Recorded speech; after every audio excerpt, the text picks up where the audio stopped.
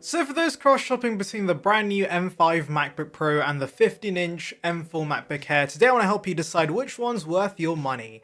Starting with the design, you honestly can't go wrong with either of these. Apple's settled into such a clean, timeless design language that both look nearly identical at first glance, the same uniform aluminium builds, the same full-size function row, the same notch. In fact, you'd have to look twice to tell them apart. The key differences come down to thickness, color, and ports. Now, the M5 MacBook Pro is a bit thicker, but for good reason. It has a fan inside and a more advanced thermal system, so it can sustain performance for longer under loads.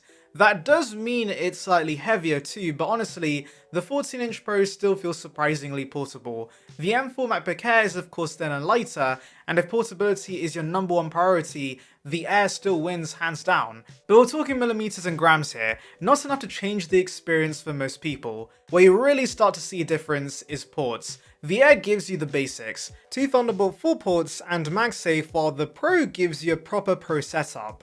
3 Thunderbolt 4 ports, an SD card reader, HDMI, and MagSafe. If you work with cameras, monitors, or audio gear, that's genuinely useful.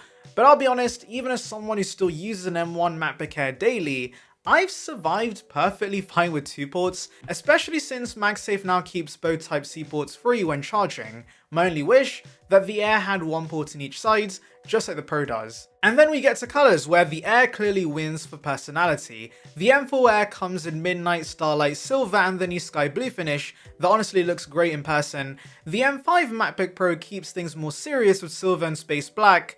Personally, I still stick with classic silver, it just feels right for a Mac. And if you agree, or even if you don't, make sure you hit subscribe and hit the new hype button down below. It's completely free and helps a small channel reach more Apple fans like you. So if you enjoy videos like this, that's the best way to show your support. Now let's talk displays, because this is where the gap between these two machines gets very real. The M5 MacBook Pro 14-inch continues to feature one of the best displays ever put on a laptop. It's that same liquid Retina XDR Mini-LED panel with 1000 nits of brightness sustained, 1600 nits for HDR, and a buttery smooth 120Hz ProMotion refresh rate. It's the same technology used in Apple's top-end MacBook Pros, which means you're getting pro-level visuals even on the base model. If you watch a lot of HDR content, edit photos or videos, or just appreciate deep contrast and vivid colors, the screen alone could justify the upgrades. You can also spec it up with a nano texture glass option if you hate reflections, though that's a pricey add-on.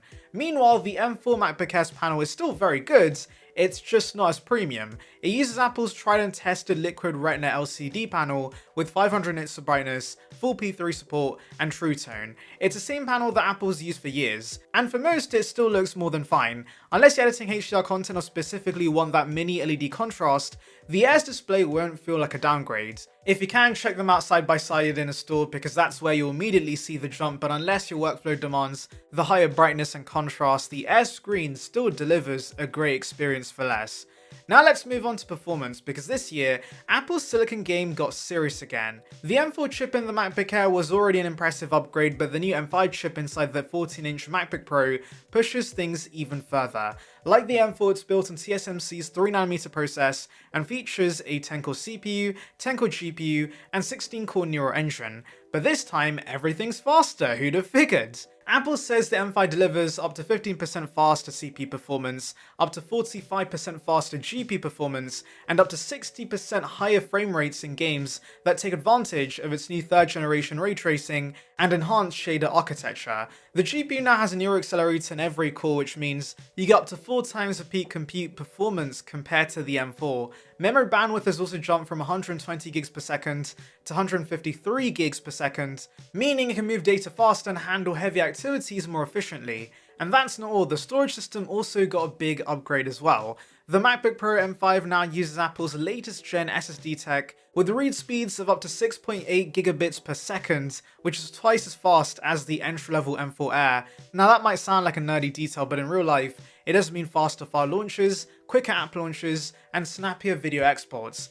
But, and this is important, the Air's still no slouch. For most doing typical day-to-day stuff like browsing, writing, spreadsheets, or even light photo or video editing, you're not going to feel that performance increase. Where the M5 Pro pulls ahead is in sustained workloads, like video editing, 3D rendering, or anything GPU intensive. The fan system in the Pro allows it to maintain top performance for longer without throttling, though I will mention in my case I spend a lot of time editing 4K videos, and even my older fanless M1 Air still holds up incredibly well. So the idea that the Air isn't powerful enough just isn't true anymore. It's about how long you need that power sustained, and that's where the Pro's cooling helps.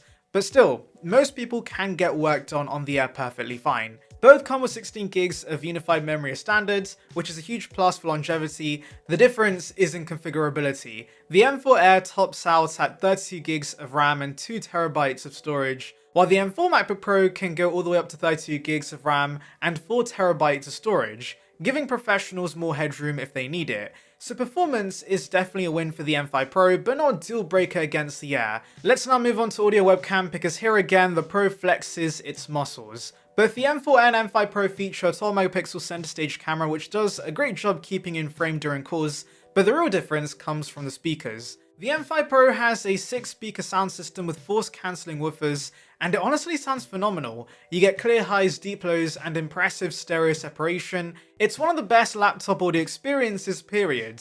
The 15-inch M4 Air does come with a better 6-speaker setup compared to the 13-inch's 4-speaker setup, which sounds good in its own right, but the Pro still outclasses it. The microphone's also studio quality on the Pro, whereas the Airs are more standard. Keyboards and trackpads are identical across both, and that's a good thing. Apple's Magic Keyboard is fantastic, Touch ID is reliable, and the large glass trackpad remains best in class. Connectivity is also solid on both. You've got Wi-Fi 6E and Bluetooth 5.3, so everything from streaming to AirDrop runs without any hiccups. The Pro does include HDMI for direct external displays and an SD card slot, which will definitely appeal to creators. Battery life is another area where the Pro quietly wins. Apple claims up to 24 hours of Apple TV playback on the M5 MacBook Pro versus 18 hours on the M4 MacBook Air. In my own testing, editing videos for 2 hours, the Pro dropped around 9% battery, while the Air lost around 13%. So yeah, the Pro does last longer, but both will comfortably get you through a full day and leave every Windows laptop in the dust. You also get a slightly higher wattage power adapter with the Pro, 70W Type-C, except in Europe there is no longer a charger in the box as standard now. This is actually a quite advantage the M4 Air has, though do expect the M5 Air to also bring over this change unfortunately. Now let's talk about the price, because this is where decisions get real. The M5 MacBook Pro 14-inch starts at $1,599/pounds, while the 15-inch M4 MacBook Air starts at $1,199, but can now often be found for $1,099 or less via third parties. That's a $400 to $500 gap, and as much as I love the M5's mini LED panels, speakers, and additional ports, it's hard to justify that increase for most people, especially when the performance increase while there isn't night and day for everyday usage.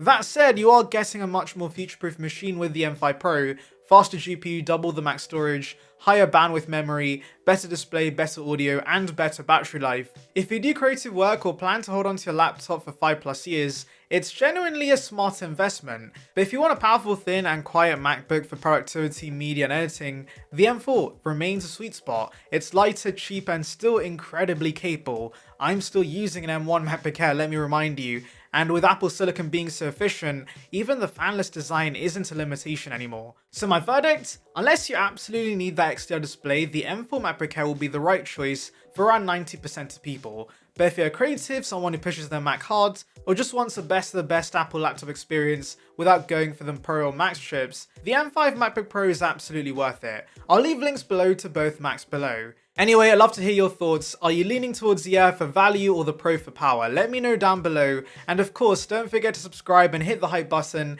It really helps a small channel like mine grow. And then make sure you won't miss any of my Apple deep dives right here on the Surround by YouTube channel.